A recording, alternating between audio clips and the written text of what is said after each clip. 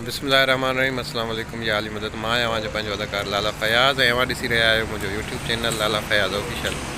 कीअं आहियो दोस्तों, ख़ुशि आहियो? तबियत ठीकु आहे? उम्मीद थो कयां सभु दोस्त ठीकु हूंदा, मालिक जी पनाह में हूंदा जिते बि हूंदा, शाद आबाद हूंदा। अॼु जी मौसम आहे त एतिरी सारी धुंध आहे, सुबुह सां माना किथे नज़र बि न पई पए ऐं हाणे कुझु न कुझु ईअं सिज निकिरण जा चांसिस आहिनि ऐं मौसम कुझु सही थींदी पई वञे ऐं अलाह ख़ैर कंदो, जारे करे ख़ैर हुजे।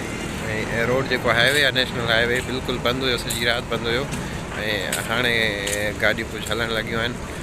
अलाह ख़ैर करे, मौला सभिनीनि खे आबाद करे। हीअ जेकी धुंध आहे इहा वॾा चवंदा आहिनि फसल लाइ तमामु बहितरीनु आहे, मुफ़ीद आहे। इन करे रब साईं जे हथ में आहे, रब साईं खे फसल जो बि ख़्यालु रखिणो आहे, इंसाननि जो बि ख़्यालु रखिणो आहे। मालिक सभिनीनि खे सदाईं आबाद रखंदो। बसि ईअं फारिग वेठा हुआसीं, मूं सोचियो झटि ईअं थोरो तव्हां सां वीडियो शेयर कजे। कल्ह जी ॿी वीडियो बि आहे हिन वीडियो जे पोयां, उहा बि तव्हां ॾिसो त कीअं आहे मौसम कल्ह जो ऐं अॼु जो। वॾी महिरबानी दोस्तों, कीअं आहियो? ख़ुशि आहियो? त बि ठीकु आहे, उमेद थो कयां सभु दोस्त ठीकु हूंदो।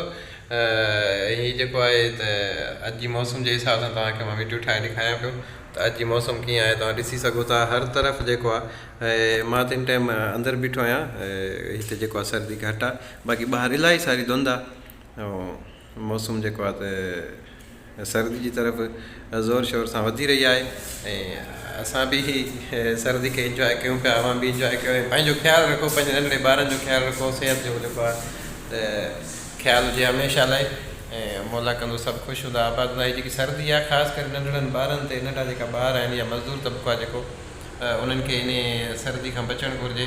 अलाह करे सभई ख़ुशि हुजनि। हीअ जेकी सर्द मौसम आहे इहा फसल लाइ बि मुफ़ीद आहे, इंसाननि लाइ बि ज़ाहिर आहे। मालिक साईं जे तरफ़ां जेकी शइ आहे त उहा फ़ाइदेमंद ई हूंदी आहे। अलाह जेको कुझु कंदो आहे भलाई लाइ कंदो आहे, त अलाह अव्हांखे आबाद कंदो। बसि ईअं ई मां चयुमि त संगत सां वीडियो शेयर कजे त मौसम जे बारे में। बाक़ी ॿाहिरि निकिरणु जेको आहे मूंखां कोन थो थिए, ॾाढी सर्दी आहे ॿाहिरि, इन करे मां अंदरि ई वेठो आहियां, तव्हां सां ॻाल्हायां पियो, तव्हां सां मुख़ातिबु आहियां। वॾी महिरबानी, सभु दोस्त आबाद हुजो। Love U.